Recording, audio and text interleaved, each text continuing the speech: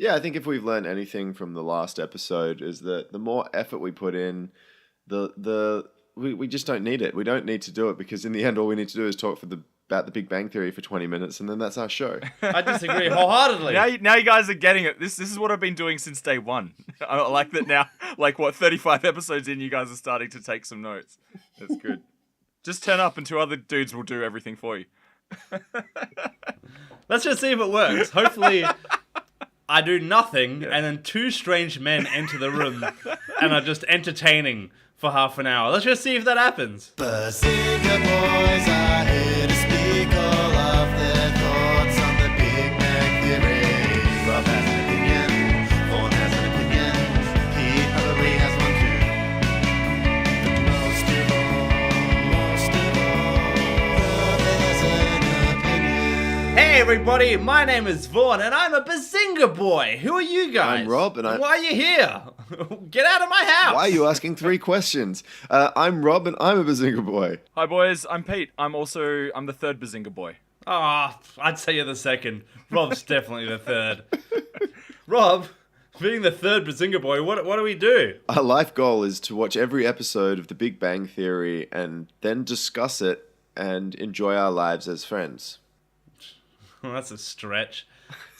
I want to bring up something at the very start of the episode. In between episodes, it was my birthday recently. Pete said happy birthday. Rob, you didn't. Thanks for that. I didn't say happy birthday to Pete either, so it's all good.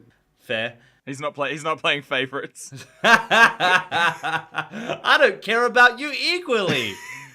So I've got a new segment. Yeah? It's called the Birthday Guess Game. Rob, do you have a song for this one? Well, I didn't know about the segment until now, so I don't. Through the magic of editing, here it is. No, I was just setting up a failure. Okay, so my birthday just passed, and I got a gift from Krautmeister's mum, and I thought you guys would really appreciate this. Okay. So I'm going to show it to you now. You can describe what it is. It's a very official looking Bazinga Boys mug, like a coffee mug. What does it say? Vorn on the back. Yeah. Obviously, Vistaprint gave the option, like, do you want to add this person's name to it? And Krautmeister's mum was like, yeah, why not? Hell yeah. Does Krautmeister's mum listen to the podcast? No, fuck no. The best thing about it, you probably can't see it, but the image quality is really low on the mug, and that's because she didn't know how to save the picture, so she took a picture of her screen with her phone and uploaded that. Yes. So there's screen lines across the mugs, and it's probably the best present I got this year. I've known her about a year, and she's got this really thoughtful, sweet present that is on brand. I like my own face on things. We can't even get our shit together to create merch, and she's already leapfrogged us. Produced not only one but 2 different designs. So with that in mind, the birthday guess game is, what do you think my dad got me for my birthday? My dad has known me all my life. Is nothing an answer? Okay. I'm going to guess he got you the DVD of the Eagles winning the grand final. That's a good guess, but no. I feel like he sent you a voucher for like a suit store. Oh my god, what the fuck? You are so closely accurate to my 18th birthday present, right? Which was a voucher for Bets and Bets. to get some sensible shoes. Take those silly tennis shoes off your feet and cut that hair. Fucking hell. So yeah, that's crazy that you got so close to my 18, the year that you become a man and you get some real shoes. Anyway, so this year, what my father got me, you know what I'm about. I like to film stuff. I like to party. I like to talk about the Big Bang Theory with my friends. So he got me a wallet and Swiss Army knife set. That's awesome. Is that one of those ones that comes together in a box? Yes, it comes all together in a pack. It's like a gift set. Yes. I'd understand if he thought I got mugged or something. He's like, you lost your wallet. You need some self-defense. Here's a set that covers both those things. But no, it's just... Yeah, you won't get mugged again, son. Because now you've got the knife. I know your dream has always been to join the Swiss Army. This is the first step in that direction. No, that's quite a sweet present. I think you would have been way more hyped about that if you were 13 and you got that gift. I think he's just re-gifting his Christmas present. Yes, probably. Probably someone at his work gave him that. And he's Secret Santa sucks. When you moved to Brisbane and you left all your stuff behind, he just went through your room and found what he'd gifted you 20 years ago. No, what he'd given me before, if we're on the topic of bad gifts, was the year I got my first ever international tour. Probably one of the biggest events of my life. I'm like, oh my God, I'm going to be traveling internationally to do what I love. My father, for Christmas that year, right before I go away, got me a really gorgeous set of nail clippers. I thought you. Is there another part to that? I thought he was also going to get you one of those travel wallets, the one that you wear like underneath your shirt. It's like he goes to things and just goes to the front of the store and is like, that one. Well, like it came in a little set. It was like a whole nail manicure set. And I was like, oh, it's like a travel manicure set. And I was like, oh, this is for my tour and everything. He's like, what tour? So, obviously, I just had a nail issue going on. He's like, you got to sort out those nails, son. If you got the shoes now, you can get that job. But the nails are holding you back to get that office job. Is that where your fixation on painted nails and always looking fine came from? It all stems dad issues. Fuck you, Dad. That takes us to the end of Daddy Issues, the segment. Let's talk about the episode. No. I'm still on the nail clipping side of things. Do you guys clip your nails or do you pick your nails while you poo? There's those two. There's two types of people in this world. There's everybody, and then there's Rob. I'm a pick while you poo kind of guy. I just like lean over, just a little. I've always been a biter. Oh no, that's fingernails. I'm talking about your toenails. Oh, sorry. I've always been a biter. Do you want to move on and talk about the episode of Bazinga Boys? Well, Big Bang Theory. Yeah. So we just watched Season 2, Episode 18 of The Big Bang Theory, an episode titled The Work Song Nano Cluster. Rob, what happened in this one? So following the trend of being the shittest episode so far, this followed on from last week's shitty episode. No, last week's was worse. This was shit, but last week was worse. This was a bad one. Like, I got blazed for this to try and enjoy it, and I sat there just like stone-faced the whole time. Penny tries to start a home business. Well, she does. She's got one going, and Sheldon comes across it and figures he can help her, and then they all take over, and hilarity ensues. The one note that I wrote down is that they don't understand what success is. As we're talking about Pete's effort, one note will do for this week. I tried typing notes in this episode, but my fingers were like, I couldn't feel my phone, so I stopped. Jesus Christ. What was your note, Pete? So I went to Wikipedia as I usually do, just to try and get a better understanding of what other people thought about the episode. The description on Wikipedia stated, Sheldon's assistance with Penny's home-based business leads to disaster, which is the opposite of what I felt. I thought it was quite a successful home business where they were overrun with orders. So much so, to give it some context, Penny's home business is she creates little flowers that clip into your hair. Those flowers look like shit. They're called hair accessories. It's a flower with glitter and bedazzled jewels on it. It was terrible. And they look like fucking trash. And she's selling those to ladies with bald spots. And they get an order for $3,000 and they have to work all night to finish the order. That's the episode. At the end. Sheldon tries coffee. Whoa! And the really weird Radiohead reference. Did you remember that? That was the only somewhat inspired part of the episode, right? Inspired? What the fuck kind of language are you using? Well, it's. I mean, it was a very dumb joke. They could have used inspired writing, a reference to Radiohead. The reference was, do you know who Radiohead is? Well, in the lead up, Sheldon was talking about how he knows everything important, and then she went, "Do you know Radiohead?" And then there was just a silence.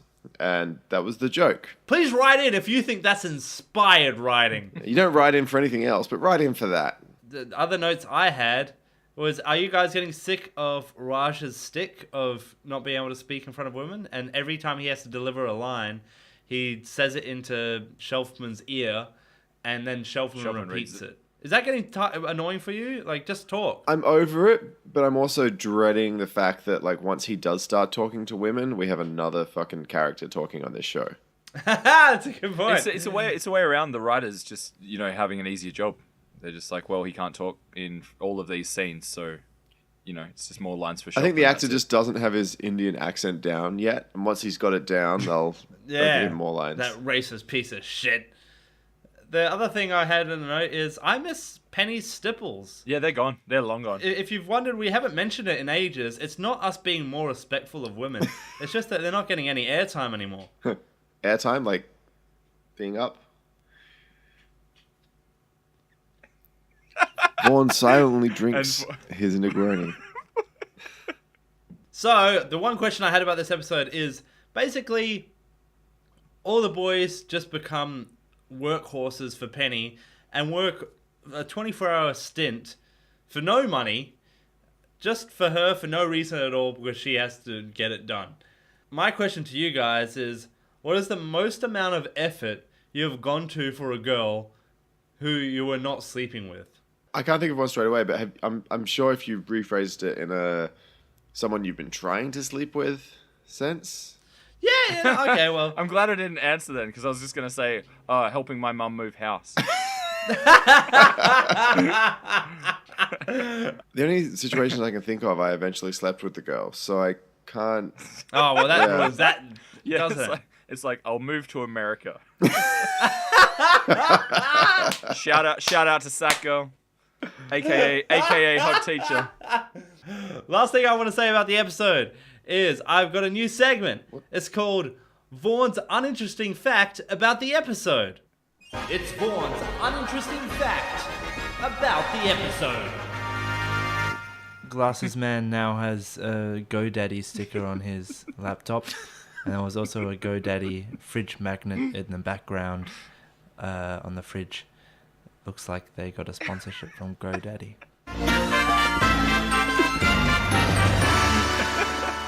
What is GoDaddy? It's a web hosting site. Ah, cool. It's a weird sponsorship. Yeah, GoDaddy has approximately 17 million customers and over 6,000 employees worldwide. So there you go. Oh, God. I can't believe you know that off the top of your head, Pete. Good one. Its revenue is up.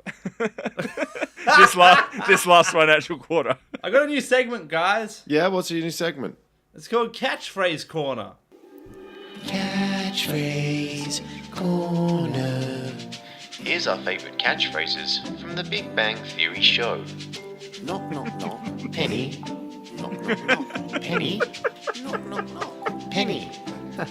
Sheldon's so funny. Oh, and Bazinga. I was getting some hard Ariel Pink vibes from that. That was awesome. Glad you enjoyed it, Pete. So, Vorn looked as though he enjoyed it. well, I enjoyed it, but I enjoyed it on a different level because I'm not sure if people know how this works. Is Rob before the episode will go, hey, do you have any segments? I'll make a theme for it, and I'll just give him the title of the segment, and he'll make a theme, and that theme has nothing to do with what my segment's about. That's what makes it so special. And do you know what the worst thing is? I'm hoping this might become a recurring bit, so it's never gonna fit what's What I'll do, happening. I'll change the catchphrase from the show on each recording. Okay, great. Thanks. I'm glad I Rob. didn't save the stems for that one. The show still hasn't said the phrase Bazinga, as said in the theme there. That I saw they were starting to test the waters with BAM. Did you notice that? Sheldon has coffee and he keeps saying BAM. Oh, I like it's a natural evolution of Bazinga. We never exactly. discussed the coffee element of the episode. Yeah, do you want to quickly explain that? So Sheldon, he said when he moved to LA or big city or wherever the fuck he is from his small town, he promised his mum he wouldn't do drugs, and therefore coffee or caffeine is a drug. He takes it, and it's as if he's on what do you reckon, like speed, cocaine, everything. Oh, speeds. Yeah, it was stupid. You're not even that annoying when you're on cocaine. It was like some new drug that was the most annoying drug in the Imagine world. speed and 20 Red Bulls and someone who's never had caffeine. Combine those. With Sheldon. Yeah. And they're also a toddler. So, all good shows have a catchphrase. We're not a good show, but I reckon we should have one as well. Because they haven't made it yet as a big show, but they're about to hit big on Bazinga. I think it comes in this season. So I was like, we've got to hit it big. Why don't we just make our own catchphrase? So I've been learning how to make a catchphrase from the most reliable source on the internet, WikiHow. Oh, I thought you were going to say John Burgess, but then I was like, that doesn't really have international referential. Yeah, exactly. Yeah, no, Yeah. most of our downloads come from America. Although, fun fact, there's one person at the very south of Sweden who downloads every episode. Just one person. So whoever you are in Sweden who keeps downloading every episode, I love you. You fucking weirdo. Thank you. So my favorite thing about WikiHow, it's not just the horrible advice, it's the pictures that go along with it. Definitely. Drawn by some entry-level, end of high school, hey, I'm thinking of going into graphic design, but I don't have any talent kind of person who's like, I'll get my start on drawing pictures for WikiHow. So I looked up how to come up with a catchphrase. And the best thing about this is it's not coming up with a catchphrase in case you're writing a TV show. It's just a catchphrase for yourself For in real life. For life. Yeah. So people will remember. Who was that snappy guy that said that really great line? Who's that guy who kept saying Bazinga over and over? He was so much fun at parties. I'm going to go through with you guys. And while I'm going to go through, I'm going to send you the pictures so you can describe each step and what picture relates to that step. So, Okay. Step 1. Decide the purpose of your catchphrase. I really wish the listeners could see this image right now. What's going on in this picture? There's three gentlemen. One skinhead. Clearly not interacting with each other, but looking like they all want to interact with each other. It's kind of like three boyfriends that have all been dragged along to a party, and all their girlfriends know each other, and these men haven't been introduced to each other yet. I think it's two guys on either end who are looking at each other thinking, oh, yeah, I want a bit of that. And then there's a guy in the middle looking at the guy with hair being like, oh, I want a bit of that. But he's not looking at me because he's looking at the other guy. But that's not a good catchphrase. That's just so remember. Great description there, Rob. So there's three weird guys kind of weirdly hanging out. The one in the middle looks like President Trump's kid. That's true. Okay, so Donald Trump Jr. is in the middle. This is them deciding the purpose of the catchphrase. And our purpose is to get us more fans. There was step 2 and 3, but they were just... It was like, hey, start coming up with ideas. It was basically the same step over and over again. So we'll skip to step 4. Step 4 is sort your ideas out. So it's Trump Jr. Writing down all of his racist thoughts. It's a stoned guy with a botched lip job writing down his thoughts. Yeah, that's a perfect way to put it there, Rob. The description under step 4, sort your ideas out, is after you have enough catchphrase candidates, start to work on the elimination process. Is this catchphrase potentially offensive? Well, so I had to eliminate our catchphrase ideas for offensive ones. And then we got step 5, try it out. So this is literally for people who want to... Obviously, they're not very popular or cool or people with many friends who are trying to get a catchphrase to catch people's attention, right? Exactly. Okay. This is them trying it out. It looks like... It literally looks like 3 people have gathered around some loser who has said, hey, I want to try out my catchphrase. Again, Rob, spot on. You can't see below the dude's waist. It's like it just zooms out and he's sat on a toilet. Picking his Also, toenails. there's one lady here. Actually, do you know what? If anyone has seen Chris Simpson's Artist, it looks like that kind of artwork. Because one of the ladies in this has this crazy forehead going, and she... The hairline doesn't start until the back of her head. So here is the final step, which is step 6, stick to your catchphrase. When you finally have that special saying of yours, don't change from one to another every other day. It takes time for people to recognize it as your catchphrase, and it takes even more time for them to appreciate it. Here's the image for that. It's the guy on an old flip cell phone. Stick to your catchphrase there, Rob. Call people up. hey, remember that thing I came up with? And then hanging up. So with all this in mind, I'm going to be trying to get us a catchphrase. I've got one. I went through all the steps. I've come up with a catchphrase.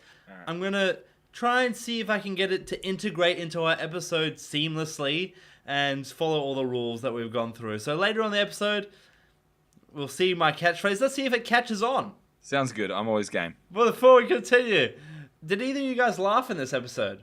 I definitely didn't, and I was high as fuck. So it's not a funny episode. Yeah, no laughs. No laughs from No, me no either. smiles, no reactions, no anything from me. Yeah. I'm proud of you this time, Pete. I've been losing a bit of faith in you. So very dry. I think it's time for Vorn vs. the DVD jacket. It's time for Vornverse, the DVD jacket. What's that got to do with the Big Bang Theory? That's Krautmaster's catchphrase from last episode. That's it. This week, Pete gave me 3 words. There's a whole lot of words in it, but the 3 words he gave me, it says he starts with capitalism, there's a Sheldon in the middle, and then the very last word is coffee. Here's my Vorn vs. the DVD jacket. Capitalism, along with slave labor, causes slave driver Sheldon to get the old sniffles, and even a bit coffee. Did you find this episode a bit on the nose when it came to the work song Nanocluster? In the title, they were referring to all the Bazinga lads doing a sing-song, like an old school kind of slave song, while they're put to work. Did you find that a little bit odd? Distressing even? I think No, Vorn's fine with I slave didn't get songs. slavery at all from it. Alright, cool. Moving on. So, that was pretty close, Vorn, but the the real description on the DVD jacket was capitalism is an eye-opening experience when Sheldon combines web commerce with his very first cup of coffee. Oh, it annoys me it annoys me every time because it's just shit. Yeah, I agree. All right, I got a new segment called Vorn vs. the Bali DVD jacket. So I managed to acquire the outline of a Bali DVD. And for anyone who's an international listener who's not been to Bali, if you've ever read the descriptions of movies and TV shows on the back of the DVDs you buy on the streets from the people who are just trying to get by, they're not exactly the best of English. But like, let's give an example. I've got an example here of the subtitles as well that they chuck on the show. So I remember watching Hollow Man, and the subtitles, it was Kevin Bacon said, "I'm going to the store."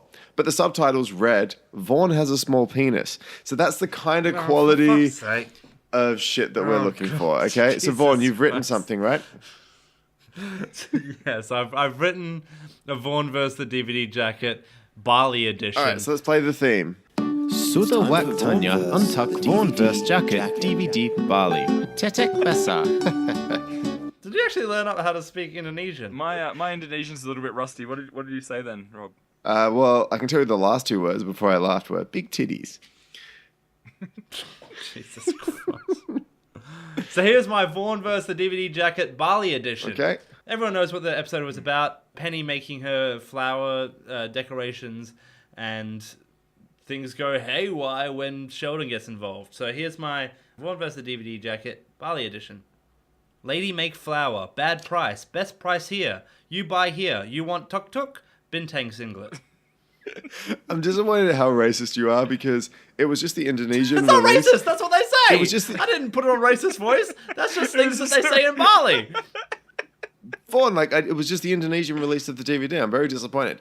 So the real one was Kapitalisme adalah penggamalan yang membakar mata ketika Sheldon membakanan perdagangan web dengan kanker kopi pertamanya. So Vorn, I'm disappointed that you didn't get that one. Okay. You're a cunt. I fucking hate you. One day I'll do a segment that doesn't fuck on Vorn. Oh, that was a tasty abortion. There it is. Someone want to talk about the poll? We decided to put up a poll, and the description was, "Congratulations, you are one of the lucky few to be selected for our elite marketing research to find out if people will purchase a poster with a bunch of penises on it. Your duty is important, and we salute you for it." Yeah. Do you want to give a bit of background, Rob, for those that maybe didn't catch the last episode? Yeah, so Pete and myself have been championing Vorn to release this picture or poster of his penis replacing a dog in a movie called Cool Dog for a movie he called Cool Dick, which was a private poster that he made for his lovely girlfriend, Krautmeister, but made a huge mistake by sharing it with myself and Pete for our own amusement, and we haven't let down. So Vorn thought he would try and turn it against us by offering up to the public the opportunity to have all of the Big Bang Theory characters replaced with our penis. Fuck off, cunt. So straight away, I didn't try and turn it around. You're like, hey, we should release that. We should release that. And I was like, no one's requested this. So why don't we leave We've up been to the requesting it people for to decide? weeks.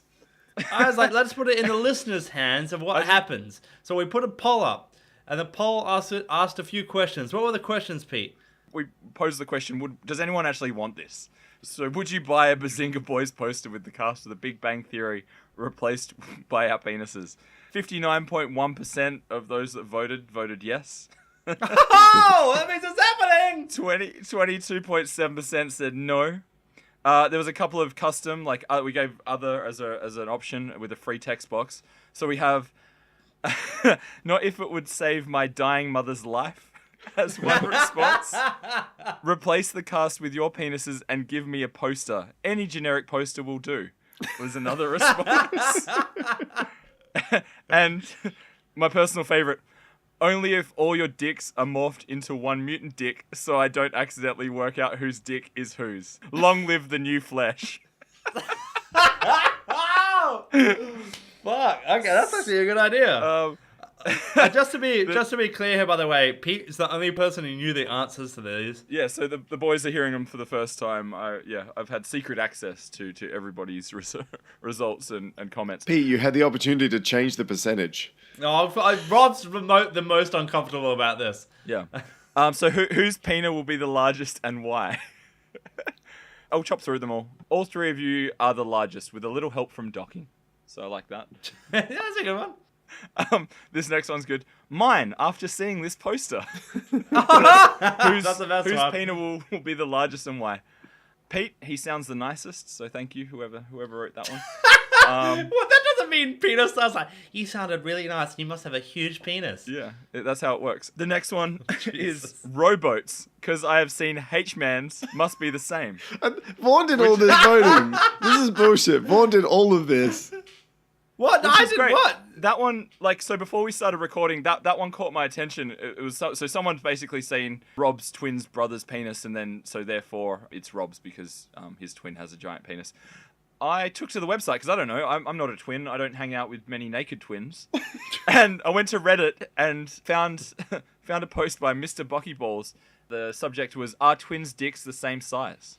Oh, this is a And great bit. And then so that was the subject line, and the question was basically, after looking through some twin porn, it looks like they all have very similar sized genitalia. Also learned about twin porn today. Yay! So I guess What a scientific study that was. so I watched some gay porn, and I've come to a conclusion. yeah, this is my hypothesis. Rob, so can you answer that one? I mean, I haven't seen Harry's dick since I bathed with him as a kid. Maybe that's something for next week. I thought you were gonna say since I bathed with him a year ago before I left for Sacramento. Can you guys message each other's rulered pictures of each other's dicks and just find out if there's any difference? I mean, I could, but I can like just a- tell you that I'm sure mine's bigger. All right, cool. So back to the listeners' responses. So whose penis will be the largest and why? It would be great to see all of them before I make my hypothesis. Vaughn's, because he will somehow sabotage the other photos with cold conditions. Peter's name should be Pina. There's some lovely responses there. So moving on. How much would someone pay for this poster? So that's the thing. We're not just giving this away. We're not just going to publish it. Yeah, what the fuck do you take us for? You know, clearly the listeners want it. A whopping 59% of people that voted wanted it.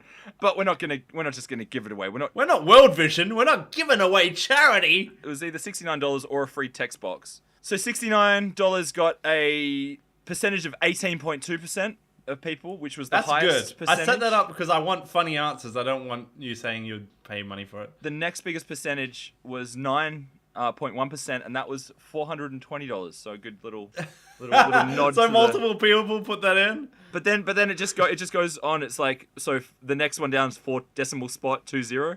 Then it's 420 bro. Then there's 69 decimal spot 420. Someone We're learning so much about our demographics.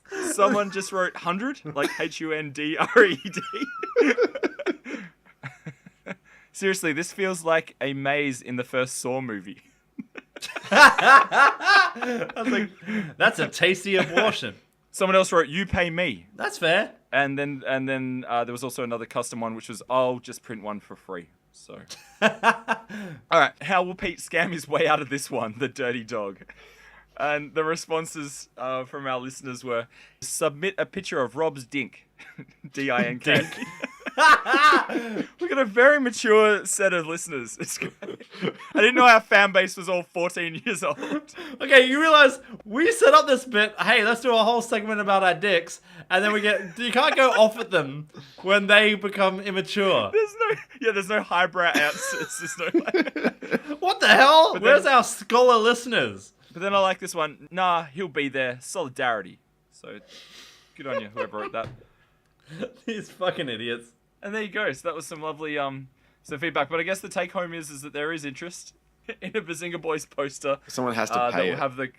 That will have the cast of The Big Bang Theory replaced with our penises. But that paywall that we're putting up will be somewhere between $69 and $420. So this is actually happening now, I'm guessing. What? You and Pete? Well, We'll figure out the logistics. No, we make it once someone's paid for it. It's like the pay by demand. Well, I guess that's happening. Thank you so much for answering the questions in the poll, and because the picture already exists of me. Pete, you're a good lad for getting on board. Rob, I really liked how uncomfortable you were. I look forward to seeing how you get out of this jam that you've got yourself into. I'm just embarrassed because you're gonna look at my penis and be like, "That's not his penis," but it is. That is my penis. when this black penis comes through. Guys, I promise you. You need to put something in reference, like, but it can't be your face because you don't want to incriminate yourself. You need today's newspaper in the picture. Today's newspaper. I've just got that scene from Back to the Future where Marty McFly's holding a newspaper up, except it's Rob's dick. And that's what I call a tasty abortion. I've been Vorn. I've been Rob. I've been Pete. And that's a tasty abortion. abortion. Are your dinner parties an embarrassment in the neighborhood? Are you finding it hard to get your kids to eat? Is your marriage failing due to meal-related stress? Sounds like your abortions may not be very tasty. For all the tips in preparing and seasoning correctly, head to bazingaboys.com, leave us a review on iTunes, or tell a friend about the show and tell them to listen to one of our episodes that doesn't suck. Or leave us a comment on our Twitter or Facebook, maybe giving us a better catchphrase to get people to like us. Bye! We also asked how uncomfortable was Rob about this idea. And that was from a scale of people in his shoe level uncomfortable. Pebble! Do you know how to say pebble? Peeble, you fucking idiot.